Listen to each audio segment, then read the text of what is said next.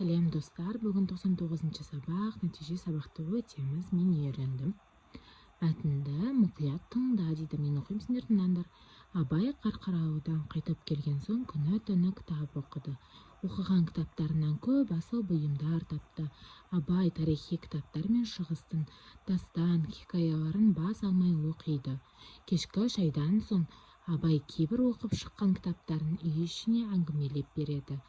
Зере әжесі Абайдың кітапқа ықыласын байқап, қарағым, осының ақыл, осы ала қағазынан айырылма, басқа балаларға ұқсама дейді.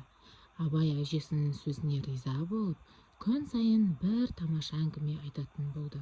Енді тапсырмаға назар аударайық. Мәтіннен мағынасы түсініксіз сөздерді белгіле дейді. Олардың мағынасын сөздіктен оқып ал. Бұл жерде бізге түсініксіз сөз бұйым деген сөз түсініксіз, иә? Бұйым бізде мүлік, жиһаз, дүние, зат, соған байланысты айтылады. Хикая бастан кешкен жағдай. Болған іс, оқиға, бас алмай деген мән беретін болсақ, еш нәрсеге алаңдамау. Дастан ол ұзақ әңгіме, тарихи шежіре.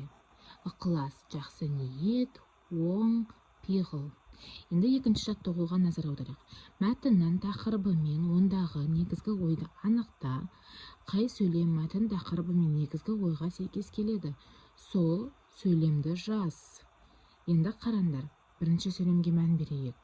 Бізде бір істі бастасаң, аяқсыз тастама дейді. Екінші сөйлем кітап білім бұлағы.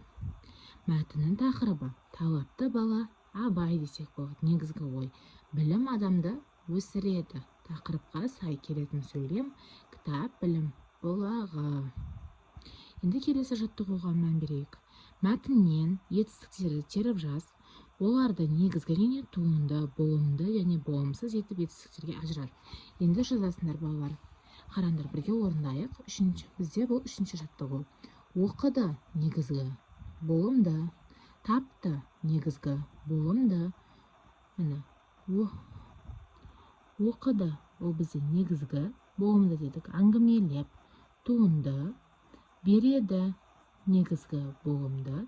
Байқап, негізгі болымды. Айырылма, негізгі болымсыз. Ұқсама, негізгі болымсыз. Дейді, негізгі болымды. Разы болсын, негізгі болымды. Айтатын болды, негізгі болымды болып табылады. Төртінші жаттығуға назар аударайық. Бізде тапсырмада айтылған қарамен жазылған сөздердің сын есім екенін дәлелдейді. Енді бізде мына жерде қарамен жазылған сөздерге назар аударайық.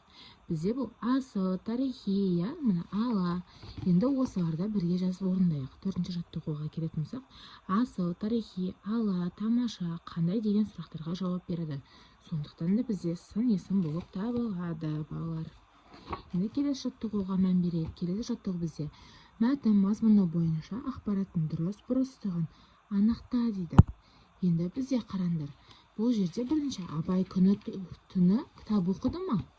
Абай күні-түні кітап оқыды ма? Иә, оқыды. Ол үй ішіне әңгімелеп берді ме? Берді. Зере әжесі Абайдың кітап оқуға деген ынтасын байқамады? Жоқ, ол байқады. Ол басқа балаларға ұқсап өс деді. Жоқ, олай айтпады, иә? Абай әжесінің сөзіне риза болды ма? Иә. Ол күн сайын әңгіме айтатын болды? Иә. Енді алтыншы жаттығуға мән берейік. Бізде суреттерге қара, суреттердің мазмұнына сәйкес келетін сөйлемдерді төмендегі мәтіннен таңда дейді, иә? Бізде екі сурет берілген. Осы екі сурет бойынша бізге мәтін берілген. Сол мәтін бойынша жұмыс жаса дейді. Көлдің жағасында кішкене қайықтар тұр. Балалар қайыққа мініп серуендеп жүр.